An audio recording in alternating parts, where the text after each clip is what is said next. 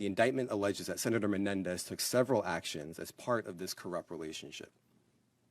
First, the indictment alleges that Senator Menendez used his power and influence, including his leadership role on the Senate Foreign Relations Committee, to benefit the government of Egypt in various ways.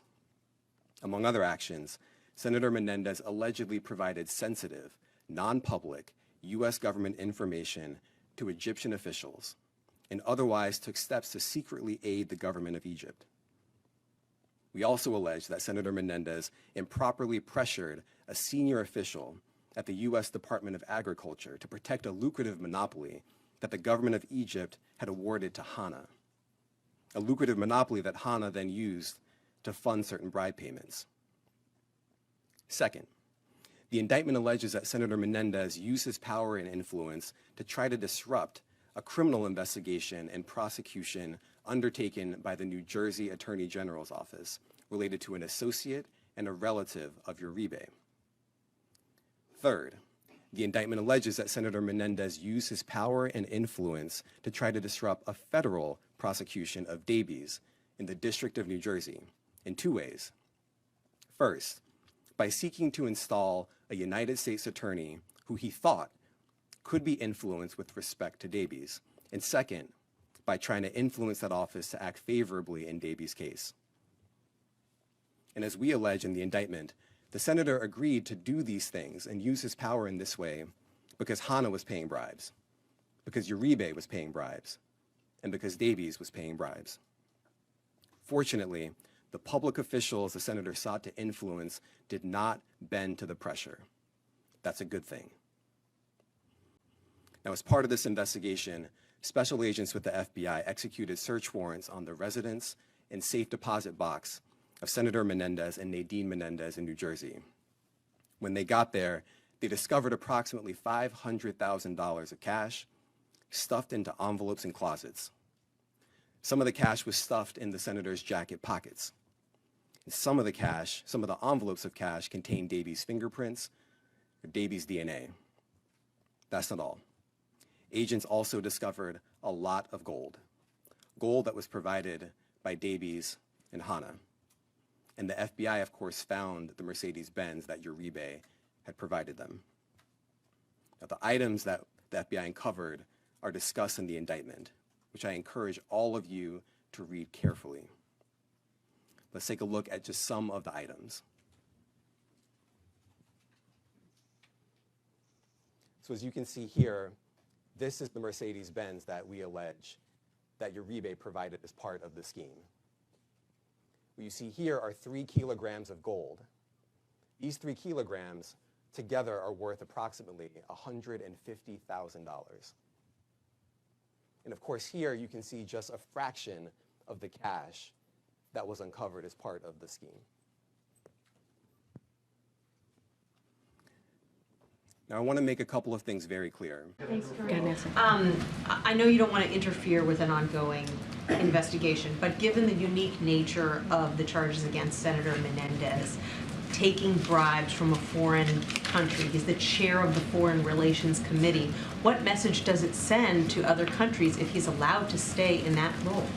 So I believe from some of your reporting, I think there's discussions happening about his next steps, the senator's next steps. So I leave it to the leadership of the Senate and certainly leave that to the senator's office. I have to be really careful because it is indeed an ongoing matter, and so I cannot comment on this. But as far as his leadership role in the Senate, that is something for Senate leadership to speak to.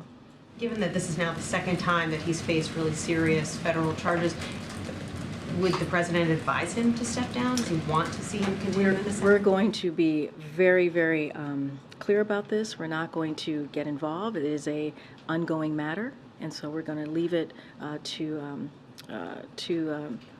the prosecutors to move forward with however they see fit, but we're not going to comment.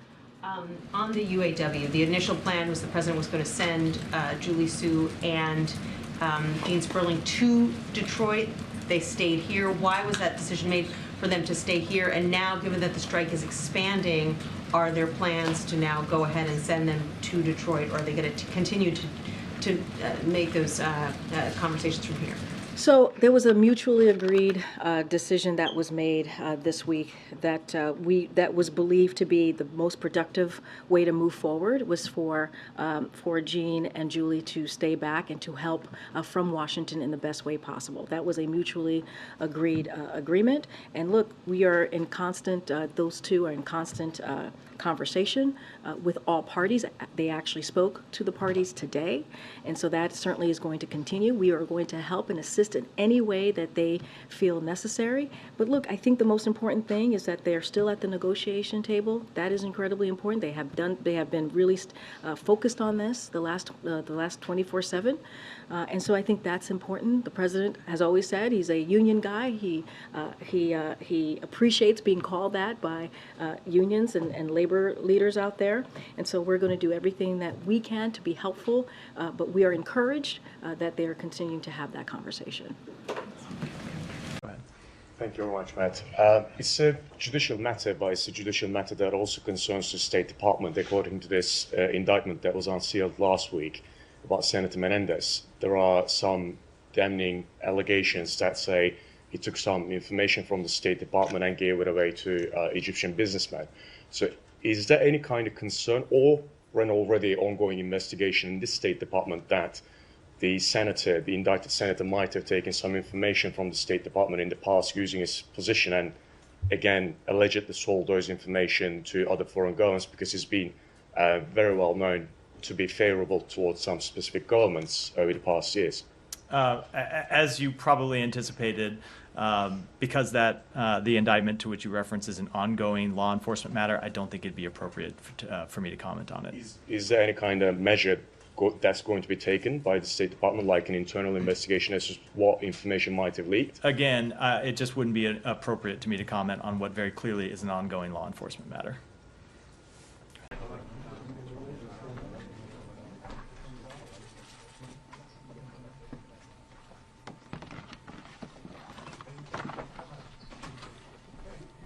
Good morning.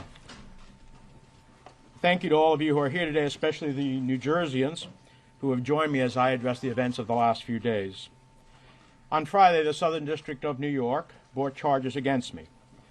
I understand how deeply concerning this can be. However, the allegations leveled against me are just that, allegations. For anyone who has known me throughout my 50 years of public service, they know I have always fought for what is right. My advocacy has always been grounded in what I learned from growing up as a son of Cuban refugees, especially my mom, my hero, Evangelina Menendez. Everything I've accomplished, I've worked for, despite the naysayers and everyone who has underestimated me.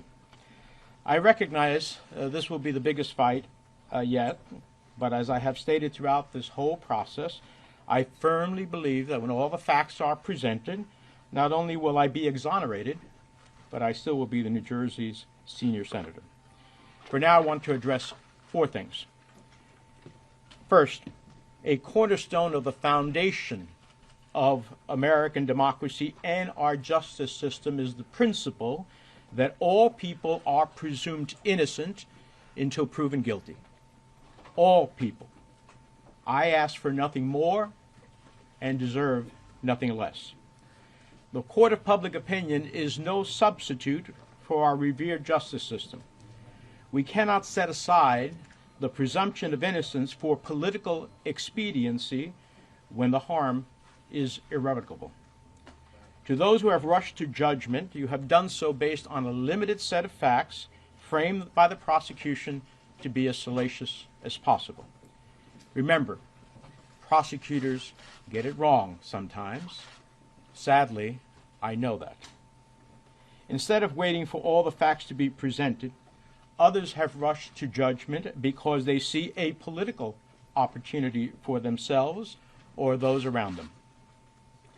All I humbly ask for in this moment, in my colleagues in Congress, the elected leaders, and the advocates of New Jersey that I have worked with for years, as well as each person who calls New Jersey home, is to pause and allow for all the facts to be presented. Second, my long record on Egypt. One fact is indisputable. Throughout my time in Congress, I have remained steadfast on the side of civil society and human rights defenders in Egypt and everywhere else in the world.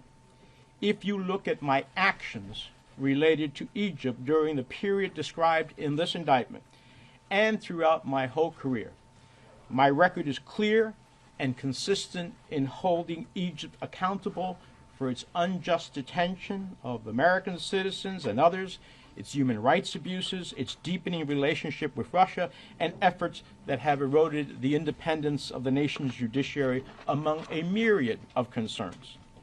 In 2017, I led a bipartisan letter to then-President Trump expressing grave concern with the worsening situation for human rights and civil society in Egypt. That same year, I sent a letter to the Senate Appropriations Subcommittee supporting U.S. assistance to Egypt as long as Egypt adhered to the Camp David Accords and urged the Appropriations Committee to include the requirements for assistance reform strategies outlined in the Egypt Assistance Reform Act of 2013. In 2018, I urged Secretary Tillerson to focus more on human rights issues in Egypt and raise concerns that the electoral environment ahead of Egypt's elections at the time was not free, fair, and credible. In 2019, I met with President el-Sisi at the Munich Security Conference and emphasized the level of repression inside of Egypt, risking eroding our security cooperation and raising concerns about Egypt's intent to purchase a Russian missile system. In 2020, I spoke on the Senate floor for International Women's Day and cited the cases of Marinor El-Masri, a human rights lawyer, and Ezra Abdel Fattah, a human rights activist and reporter who were unjustly detained in Egypt for fighting for human rights, democracy, and a free press. I have placed holds on foreign military sales funding to Egypt, and in the presence of other United States senators, I have challenged President Sisi directly on human rights abuses, arbitrary detention, and press freedoms. And the list goes on. Throughout my 30 years in the House of Representatives and the Senate, I have always worked to hold accountable those countries, including Egypt, for human rights abuses, the repression of its citizenry, civil society, and more. Those who now are attempting to malign my actions as it relates to Egypt simply don't know the facts. Third, for 30 years, I have withdrawn thousands of dollars in cash from my personal savings account, which I have kept for emergencies and because of the history of my family facing confiscation in Cuba.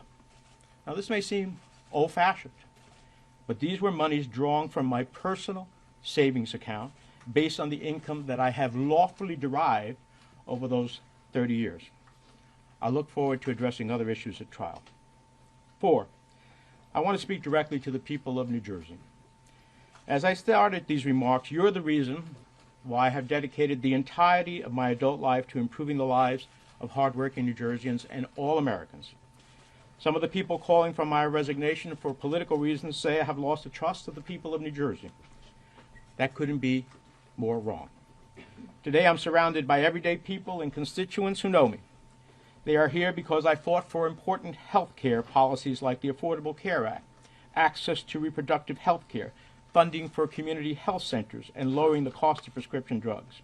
They are here because I have fought for working people, those who work 5 to 9, to support those working from 9 to 5. I've always advocated for the right of workers to organize for better wages and working conditions, and have been a staunch supporter of delivering critical services like affordable child care to better support working families. They are here because when New Jersey was in the darkest days following Superstorm Sandy, I never relented in making sure that New Jerseyans were made whole and had the resources to rebuild stronger and more resilient than before. They are here because during the worst pandemic in a century, I went to bat for small business owners throughout the state to ensure they could keep their doors open and their employees on the payroll. They are here because when state and local governments were faced with excruciating decision of having to lay off frontline responders, police officers, and firefighters during the pandemic, I delivered billions in federal funding and investments to keep our state, cities, and towns and hospitals afloat. They are here because throughout my career, and some may not have liked the positions I've taken, I have stood against authoritarian regimes in Iran and its desire to achieve nuclear weapons, or Cuba and its dictatorship, or authoritarianism in Turkey, Venezuela, Russia, and wherever in the world where human rights and democracy have been threatened. And they are here because I have made it my life's work about protecting refugees and immigrants who come to our shores seeking a better future for their children, just as my family did. They are here because during the past 30 years, I have fought tooth and nail so New Jersey would receive critical infrastructure funding and fought against the forces that tried to dismantle the Gateway Project. They are here because since my earliest days in Congress, I have repeatedly stood up to the gun lobby to stop illegal firearms from claiming too many lives and destroying communities. They are here because when tragedy struck one of New Jersey's federal judges, I made a promise that I would not stop until I passed a law to better protect the dedicated public servants in the judiciary. And last year, I delivered passing legislation signed into law by the President that will better protect judges and their families. And they are here because I never gave up on delivering justice for 9/11 families, especially the widows and children of those killed who were previously and unfairly excluded from the U.S. victims of state-sponsored terrorism. And in December, working with others, I delivered billions of dollars in long overdue federal relief to that community and other U.S. victims of terror. They are here because when other members of Congress wanted to turn their backs on our veterans and not pass the PACT Act to provide health care for our veterans who were exposed to toxic burn pits, I was there. And they are here because I successfully passed legislation to better serve World War II vets as well as those suffering from Gulf War illnesses. For now, I remain focused on continuing to do the important work I do every day on behalf of the 9 million people who call New Jersey home, including doing everything we can this week to avoid a government shutdown, deliver critical funding for states affected by catastrophic natural disasters, and ensure the people of Ukraine have everything they need to defeat Putin. And I'll return to Washington this week to do exactly that. Senator Menendez, does the president think that Senator Menendez should resign? So I was asked this question yesterday. Look, this is a serious matter. We take this very seriously, as I said yesterday. We think the senator did the right thing by stepping down from his chairmanship. As it relates to resigning, that is something that's up to him and the leadership in the Senate. But look, we take this very seriously. It's just that there's more than there's a handful of senators who are now calling for him to resign. So does the president think that he can still be a good public servant in the face of these allegations? That is up to the Senate body, that is up to the Senate leadership, and that is up to Senator Menendez. But again, we see this indeed as a serious matter. Does the president have any concerns that public trust in the Senate as a body would be impacted if someone like Senator Menendez stayed in office? I can't speak to the public trust. What I can speak to is this president, at least as it relates to the Senate. You know, that again, that's for Senate leadership to speak to. That's for the Senator Menendez to speak to about how the public views the work that they're doing and how they're moving forward. What I can say is that we have been able to secure some incredibly important record pieces of legislation that is going to change the lives of Americans. When you think about the bipartisan infrastructure law, which was a joke in the last administration, as you know, Infrastructure Week, now it's Infrastructure Decade, as the president said. That's going to change Americans' lives and their livelihood and creating good paying union jobs. That matters when you think about the CHIPS and Science Act, when you think about the Inflation Reduction Act. So we have worked with senators and House members to get this done, to get really important legislation through, and so that's what's going to be our focus, and so that's what we're going to be zeroed in on. So this doesn't sway you at all? What you're proposing right now, getting the appropriations bills through that you can, and then a short-term CR with the border provisions, do you have the votes for that? Well, I would sit back and think, if the highest elected Democratic governors and mayors, it would seem to me there would be some Democrats who would want to do this. But within your own party? Well, I wouldn't know who in our own party would want to side and take the position of Biden on the border. I can't think of anyone that would want to do that. Mr. Speaker, yes. You called on Bob Menendez to Did resign. I call on, or did you ask him? Well, you did over the weekend. You said he should resign. Do you think that George Santos, who's been indicted on federal criminal charges, should also resign? No, I think George could have his day in court, and I think Menendez could have his day in court. So why do you think he needs to resign then? It could be his choice what he wants to do. Well, I was surprised that I was the first person to come out first because it's so stark. It's so like, he's got to go. And this, that arrogance, where he's now saying, I'm not going anywhere. It's like, my dude, you are going somewhere. And it's going to be an election or it's going to be a conviction or you have the opportunity for an honorable exit, and the time for that to really choose is really starting to go. And he has a chance to do that. Do the honorable exit and stop being a massive kind of distraction here for the Senate and for the nation.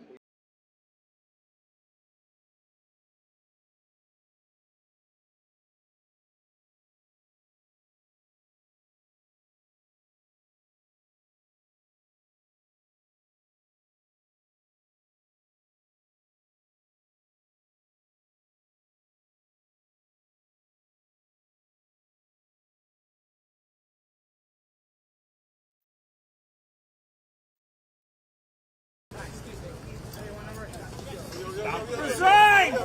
It's time to resign! Ma'am, how are you today?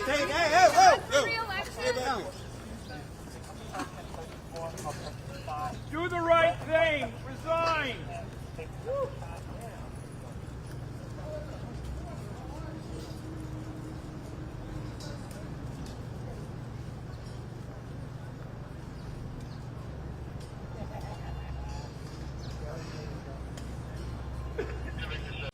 Nick. Sir, do you have any response to the calls for Senator Menendez to resign? I think Senator Menendez, just like every American, is due the opportunity to have a fair trial. He has an incredible track record, over 50 years of service to folks in New Jersey. He has lifted up issues that the Latino community cares about time and time again. It doesn't bring me or any of us joy to say that he should resign, but he should. For the betterment of the Democratic Party, for the people of New Jersey, it's better that he fights this trial outside of the halls of Congress. I'd also say that Latinos face barriers and discrimination across the board in so many categories, including in our justice system. This is not that. What we read in the indictment and the charges, we should not conflate the discrimination and the issues and the barriers that Latinos have in the justice system and across industries to what we see there today and the struggles that Latinos face and the barriers that they face in so many ways. But it would be best if he resigned. Okay, I just want to say a word about the Menendez indictment before I take questions. Like you, I was just deeply disappointed, disturbed when I read the indictment. Look, I've known Senator Menendez a very long time, and it was truly, truly upsetting. But we all know that for senators, there's a much, much higher standard. And clearly, when you read the indictment, Senator Menendez fell way, way below that standard. Tomorrow, he will address the Democratic caucus, and we'll see what happens after that. As I said, tomorrow he will address our caucus, and we'll see what will happen after that.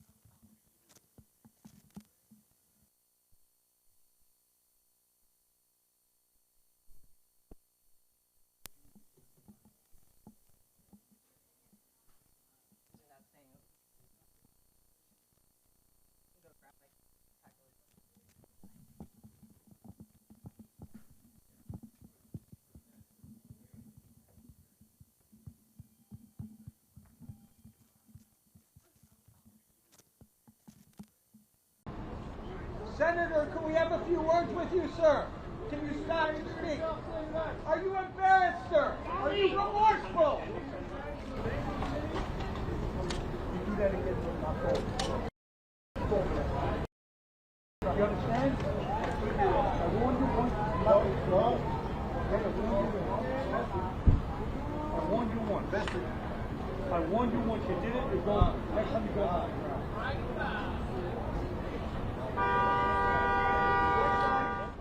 Senator, can we have a few words with you, sir? Can you stop and speak? Are you embarrassed, sir? Are you remorseful? You do that again, you understand? I warned you once. I warned you once. I warned you once. You did it. You're going. Next time you go. This is personal for me. I've spent a decade working with Bob Menendez. And we've been through hell. From our workplace literally being stormed to seeing the most awful tragedies in our own state, from shootings to natural disasters. So I called on him to resign, which is one of the more gut-wrenching things I've done, because I don't think these offices are ours and we're entitled to them. I think that we have an office that is a privilege and that necessitates the public trust to do that. That was for my colleagues to hear. Please let us take the escalator, guys. Let's be safe here, everybody. What did your colleagues say?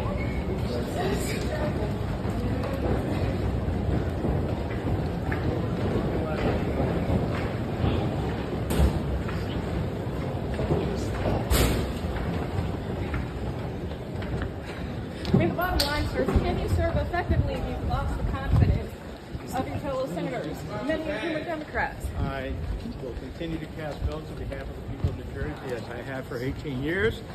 And I'm sure when they need those votes, they'll be looking forward for me to cast those votes. Okay. Thank you very much. I'm not going to say anything else. Appreciate it. Are you willing to potentially jeopardize the seat in New Jersey if you run for re-election? I'm not going to jeopardize any seat in New Jersey under any circumstance. Are you going to run for it, the seat? When I make that decision, I will announce it. I'm not doing it for your primetime show. So, but you're not. So you haven't made a decision yet. I will announce it when it comes time. Senator, there's a report that your wife was potentially involved in a hit and run back in 2018. Do you have any comment on that? That was a tragic accident, and obviously we think of the family.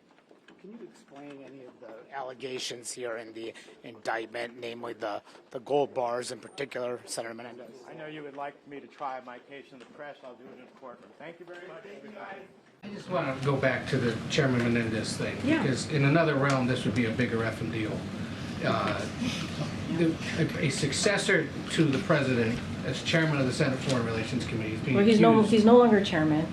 No, but the president was once chairman. Oh, I see what you're saying. I see. Yes. You're making that connection. Yes, got it. Successor. No, I got it. Has been accused of being a foreign agent for Egypt, which, not for nothing, is involved in this situation right now, for that matter. Has the president been brought up to speed on this? If he has no comment today, can we seek comment on whether he has any concerns that someone with that kind of a position may have been accused of this, and whether he should be running for re-election? So we have always said it is a serious matter, right? We've always said that, and we'll continue to treat that as a serious matter. I just don't have anything else to share beyond any statements from the president. I just don't have anything outside of that. But of course, we see this as a serious matter. Okay, Kelly. Has the president requested any sort of biographies on the families or the victims in Israel in order to have outreach? Would you expect, with this number of Americans killed, that he would have, by letter or call or something, anything you can share about that, direct President Biden to these American families? And it's a very good question. You know this, President Kelly O. You know this is a president. When it comes to human tragedy like this, or any type of loss. This is a president that takes this very seriously and tends to reach out and have those conversations with family members who have lost a loved one. I don't have anything to read out to you at this time, or to a plan or anything like that to lay out. But this is, of course, something as the President of the United States, Commander-in-Chief, to hear, to hear what has 27 American lives have lost. This is something that affects him deeply. If and when we do outreach and have any conversation with the families who have lost their loved ones, we certainly would share that. But of course, this is a president who wants to hear and wants to know about folks who lost their lives, and also wants to hear directly from the families. I just don't have anything to share at this time. Go ahead, Kathleen. Just one for me. Is the president okay with having a lawmaker who's accused of conspiring to act as an agent of a foreign government remain as a member of Congress? The Admiral was just asked this question. I just don't have anything to say beyond what he shared. This has been referring to Bob Menendez's superseding. No, I know, and he was literally just asked this question. I'm just not going to say any more to what he just added. Yeah. Karine, does the president feel supported by the Democratic Party writ large, by lawmakers, by his party for his actions now with regard to Israel? Look, the president is, very much to what the Admiral just said about the moment that we're in, about what we're seeing. This terrible event that happened this past weekend in Israel, is that who is an ally, who's a friend, is what we saw this terrorist organization do, Hamas, which is kill hundreds of lives, take hundreds of lives, murder people, and this president believe it is the right thing to do to continue to assist the people of Israel as they're dealing with this devastating, horrific time. And so the president, as commander-in-chief, has difficult decisions to make, right? Difficult decisions to make on behalf of the American people, right? The Admiral talked about how there's a national security piece of this as well. We have, as we all know, 27 Americans who have sadly perished, and many are still missing. 17 or so are missing. And so it is the president's duty as commander-in-chief to do everything that he can to protect us and to also assist in this horrific events that we saw this week. Thank you, Leader Schumer. Just now there are reports saying an Israeli airstrike killed about 500 civilians on a Palestinian hospital in Gaza. Can I get your reaction to that? And two, House Republicans are drafting legislation in AUMF in case this escalates into a broader regional conflict with Iran. Can I get your thoughts on that, and how concerned are you? I haven't seen the first reports. As I've said, Israel has an obligation to minimize the loss of innocent civilian life and get them the materials they need, the humanitarian materials. Now, of course, you've got to make sure Hamas doesn't get hold of that. On the AUMF, I haven't seen that one either, so I'm not going to comment. It's like a chorus here. Should Senator Menendez be allowed to attend the classified briefing on Israel tomorrow, and you still stand by your position that he should not resign? You're not calling him for He's not going to attend the briefing tomorrow. Yes. I don't get involved in I've had private conversations. I don't get involved in what happened in them on this kind of thing. He's not attending. How about the poor relationship? Next, go ahead. Discuss the timeline for passing appropriations bills, and will the supplemental package for Israel come before that? What do you expect in terms of? We'd like to get the supplemental package moved as quickly as possible because the needs are great in both Israel and Ukraine. And we'll have to see how the administration's supposed to send us one the end of this week. I'm working with Leader McConnell to get it done ASAP. Okay? Yes. There is a small minority of Democrats, progressive Democrats in the House pushing for a ceasefire. They're calling the administration. Just your thoughts on that, given the Yes. I think a ceasefire, if you allow Hamas to continue to exist as is, the same thing will happen again, and we have to do everything to prevent that from happening. Senator Yes. Go ahead. Are you having any conversations with any of the potential counterparts on the Republican side in the House about anything in this supplemental, or are you just sort of moving ahead, plowing ahead of the Well, Senate? the House is sort of a mess, and therefore we think the best thing to do is pass a strong, big supplemental with strong bipartisan support, and that may force the House to act. Thanks, everybody.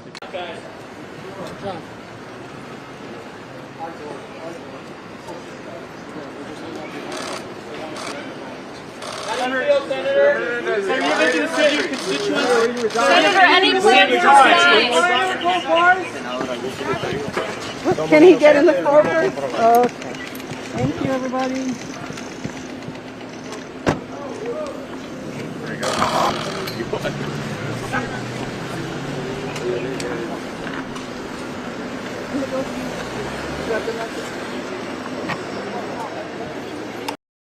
You weren't able to go to the last classified briefing because Schumer didn't let you. Why are you going to this classified briefing? First of all, you're wrong about that.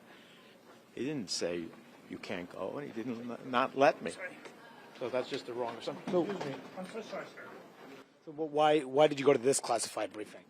Because getting an update on Ukraine is something that's worthy as we consider the supplemental. But you're being accused of aiding a foreign government. Why is that appropriate for you to go to a classified briefing? You know, Manu, I know you got to make news. Bottom line is, I'm a United States Senator. I have my security credentials, and an accusation is just that. It's not proof of anything. Was the White House concerned to see Senator Menendez attend a classified briefing on Ukraine yesterday, given that he's been accused of aiding a foreign government? So look, and I've said this before, this is very serious. The investigations, we take them very seriously. I don't have anything to say about, to comment about the meeting that he attended, the classified meeting that he attended. Just not going to get into that from here, but obviously we take this very seriously. Yeah, I just want to follow up on the Islamophobia question. With this initiative, are you going to be reviewing laws and regulations that are in place across the U.S. government that are targeted at Muslims and not just in the federal level, but also the state and local level? Do you see some scope for those measures to be rescinded? And in what kind of time frame is that even possible? So look, we're definitely going to, one thing I can say is we're going to continue to have conversations with community leaders, advocates, and members of Congress and others as we, move forward with the strategy. This is something that this entire administration takes very seriously, and make sure that every American has the freedom to live their lives. Certainly we can get you more specifics on what this is the strategy is going to look like, the breakdowns and the agencies that are going to be involved, and I can't speak to specifics of investigations or penalties of that nature, but this is the beginning of it, and certainly this is something, like I said, the first step of order of business was back in May when we released a strategy on combating anti-Semitism, and this is the next steps, and certainly we will have more to share as the days go by. Leader McConnell. I doubt if you missed it, but we're serious about having some significant changes in how we protect our southern border as a part of the overall package. Leader McConnell, Chad. thank you. Good afternoon. Why haven't we seen more from Republicans putting pressure on Democrats to potentially expel Senator Menendez, especially after what happened in the House last week where they expelled one of the members who had just been indicted? Or do you think that Senator Menendez, because he has not been convicted, deserves treatment to go in the court of law? Well, I'll give you the same answer I did the last time you asked me. I'm glad he's not a Republican. But do you think there should be, has there been a new precedent here? This Why is wouldn't Republicans put pressure? An internal problem with the majority. He obviously has some external problems, and I'll leave it up to the majority leader to decide how to deal with it. Alex? Leader McConnell, what do you think of Leader Schumer's new proposal that he would bring the president's foreign aid package to the floor, combine it with the Fentanyl Act that passed at the Banking Committee, and then you let Republicans have the First Amendment on border security? Is that enough to get you to vote for a motion to proceed? 60 vote threshold. They don't want to deal with border security in the context of the supplemental. We do, because we know that will guarantee an outcome. Because the other parts of the supplemental, almost all of my members support. I certainly have been an aggressive supporter of it. We want it to actually happen. And this is an opportunity. Honestly, if I were the president, looking at my numbers on this, I'd want to do something about it. It might actually improve his position. Leader McConnell. What's your reaction to Senator Tuberville lifting his holds on military promotions? Are you encouraging him not to go down that road again in the future? Well, we're pleased, obviously, that that situation seems to have been ameliorated by recent announcements by the senator from Alabama. Thank you. Yes. Is it unlikely that either side will get the 60 votes? And do our adversaries and our allies truly care about who gets the blame? It's not a question of blame here. It's a question of getting this done. And right now, the barriers to getting it done are Republicans. We want to remove those barriers and point out that they're standing in the way. And that's why we've given them this golden opportunity, because we so much want to get this done. We're not throwing our hands up in the air. We're going to keep pursuing this. And this seems to me to be the pathway that Republicans have asked for, an amendment on border. Leadership, on the Ukraine briefing today, is it appropriate for Senator Menendez, who's in charge of assisting a foreign government, to attend a classified briefing with national security secrets? He has the right to do it as a senator. You'll have to ask him. Yes. Is there a new standard now for expelling a member based on what happened with Mr. Santos across the hall here with Bob Menendez? He's been indicted. He hasn't been convicted. Should there be a formal ethics investigation against him? And should he be expelled? As I said, the Senate has standards as to proper behavior, and Senator Menendez's behavior has fallen way below that. Yes. Based on everything you've seen so far, what's your level of optimism that the supplemental passes before you leave for the holidays, and what are the consequences for the world if it does not, if the whole thing fails? Okay, well, I'm very hopeful we can get it done, especially with this new opportunity we've offered our Republican friends. I mean, just ask yourself the question. They've said border, border, border. They're getting an ability to pass an amendment on their own, but has to get Democratic votes. That's how the Senate works. What more can they ask for? As for getting it done, we have to get it done. We're going to keep at it and keep at it and keep at it until we get it done. That's why this impasse. When Johnson called for H.R. 2, which we know is a non-starter, and basically Langford went back to H2 language, we didn't throw up our hands. It's too important to throw up our hands. We're going to keep at it. Yes. There's a discrepancy. Did the Speaker actually ask for the bill, H.R. 2, or H.R. 2-like policies? He told me that he can't pass it without H.R. 2. The actual bill. That's what I told you his language as I remember it exactly. Okay, yes. Has Johnson been a member of these talks, and what does that mean going forward? Well, I'm not going to characterize it. I am saying what I told him is the truth. You can't pass it in the House or the Senate if it's attached to H.R. 2. Plain and simple. Yes.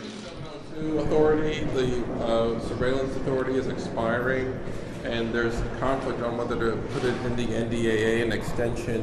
What's your sense on how that's going? We're working very hard to get a compromise on 702, and if not, we can't get one now to extend 702 so we can get something done. The appropriate place for it is the NDAA. Yes. You just said that if Republicans block the motion to proceed, you would consider moving Ukraine on its own. Is that to say you would also consider splitting up Ukraine money from Israel money and voting on Israel money on its own? Keeping all four together. The president wants it, our caucus wants it, and that's what we're doing. Thank you. Thank you.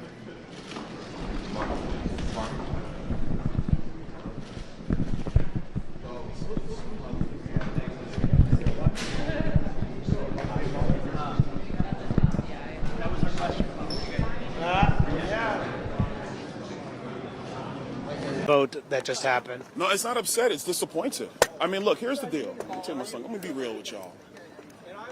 What George was accused of doing is wrong. It's wrong what he was accused of doing, but he was accused. He hasn't even had his day in court. We are a nation of laws. We are not a nation of men. And if this institution is going to now ignore the rule of law because of political preferences and political decisions, it is going to be damning not just for the House, but it's going to be damning for the United States. We have a president of the United States who has flagrantly ignored the asylum law and has rewritten it to suit his own political interests and is destroying this country. And we're not even going to allow a member who was elected, regardless of how you feel about it, to have his full day in court. Until today, only 5 people have been expelled from the House of Representatives. 3 of them fought for the Confederacy, and 2 were convicted in a court of law. And now we're saying that all it takes is a report from the Ethics Committee, and I respect the members on the committee. But now what we're saying is all it takes is a report from Ethics, voted out unanimously, to now expel members from the House. Is Chuck Schumer going to now bring a motion to the floor to expel Bob Menendez? I would hope the Senate would follow our lead, but I doubt that they will.